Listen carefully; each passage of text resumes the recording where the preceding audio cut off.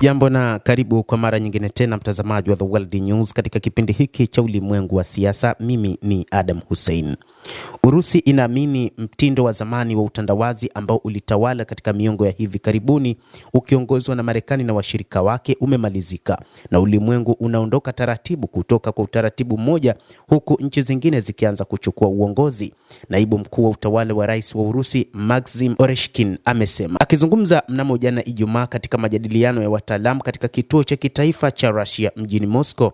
Oreshkin alisema mwisho wa mtindo wa awali haumaanishi mwisho wa ushirikiano wa kiuchumi wa kimataifa, bali ni mpito wa kanuni mpya. Utandawazi unaendelea kwa msingi tofauti, huku uongozi ukizidi kuhama kutoka kituo kimoja, alisema, huku nchi nyingine zikianza kuchukua nafasi kubwa zaidi katika kuchagiza michakato ya kiuchumi duniani. Hata hivyo, si upande wa uchumi tu, hata katika teknolojia hali inazidi kuwa tofauti kabisa, tofauti na miaka iliyopita. Amesema katika nyakati hizi ni nyakati ambazo hata mataifa makubwa, hasa Marekani pamoja na washirika wake wa Ulaya waliojitutumua kwa muda mrefu kama nchi zenye nguvu duniani, sasa zinazidi kushuka. Ushawishi wa Marekani unazidi kupungua, na hii imesababishwa na kauli za rais wa Marekani Donald Trump, lakini pia mataifa ya magharibi ambayo yalijipambanua kuwa ni mataifa yenye nguvu duniani yakishirikiana na Marekani, sasa yanakosa nguvu na kuamua kushirikiana zaidi na mataifa yaliyokuwa maadui zao.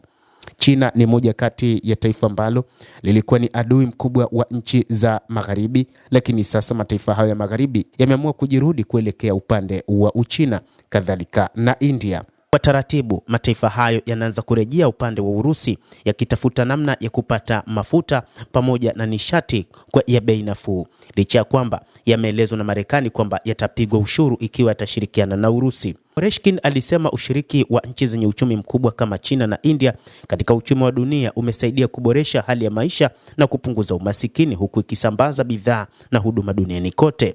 Kwa kweli tunaenda mbali na ulimwengu wa unipolar, na katika ulimwengu wa leo moja ya maneno makuu tunayosikia ni uhuru, Oreshkin alisema. Mataifa ya magharibi baada ya kuona yanakandamizwa na Marekani sasa yanataka uhuru pia. Sasa yanataka kushirikiana na mataifa mengine. Huu ni mpango wa BRICS ambao mwaka 2022 hadi 23 mpango huu ulizinduliwa huko nchini Urusi, kwamba lazima kuwa na ulimwengu wa pande nyingi badala ya ule wa upande mmoja wa kuitegemea Marekani na baadhi ya mataifa katika ulimwengu. Oreshkin alisema zaidi kwamba China, Urusi pamoja na India na mataifa katika BRICS ni mataifa pekee yenye uwezo wa kudumisha enzi kuu na yataweza kushindana na kuchukua nyadhifa za kuongoza katika maendeleo haya ya pande nyingi kulingana naye. Oreshkin pia aliashiria kuongezeka kwa athari za vikwazo vya ushuru na vikwazo vingine kwa uchumi wa dunia, akisema mifumo ya jadi ya kifedha inayoongozwa na magharibi haifanyi kazi tena kwa ufanisi. Alisema hii inalazimisha mfumo wa kifedha wa kimataifa kutafuta suluhu mpya, huku mifumo iliyogatuliwa kama vile blockchain, akili bandia na suluhisho za msingi za jukwaa zikizidi kutumika badala ya kazi za jadi za benki.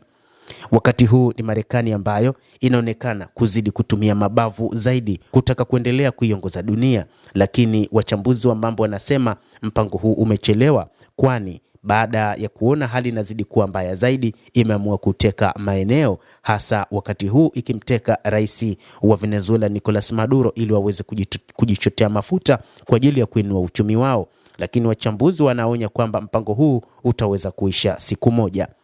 Mtazamaji, endelea kutufuatilia na usisahau kulike, usisahau kucomment, kadhalika kusubscribe channel hii ili upate habari hizi kwa mapana hapa The World News. Mimi ni Adam Hussein, endelea kuwa nasi wakati wote, endelea kutufuatilia uyajue mengi yanayojiri katika ulimwengu hapa The World News.